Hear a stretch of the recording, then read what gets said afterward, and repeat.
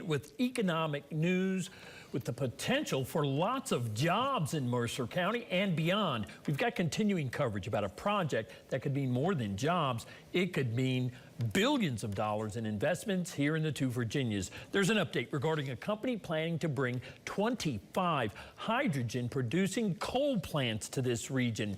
WVVA News has been contacted by a managing partner for a company called TNT Biofuels.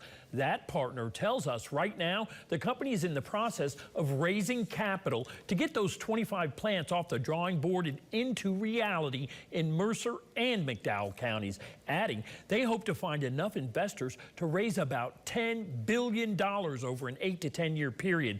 That's how much it's going to cost to build the plants. Once erected, they'll be capable of generating hydrogen to create electricity. Right now, the company is looking to break ground on 2 facilities, one at Exit 9 in Princeton and the second at Exit 1 in Bluefield.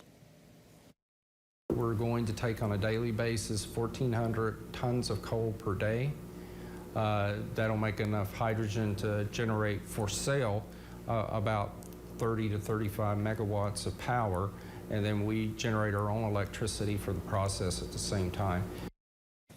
Well, Hawks says the estimated workforce is around 3,000 employees. He adds that other jobs will be created in coal mines due to the rise in demand for coal to supply those plants. We're going to have a lot more on this story. Tune in tonight, coming up on WVVA News.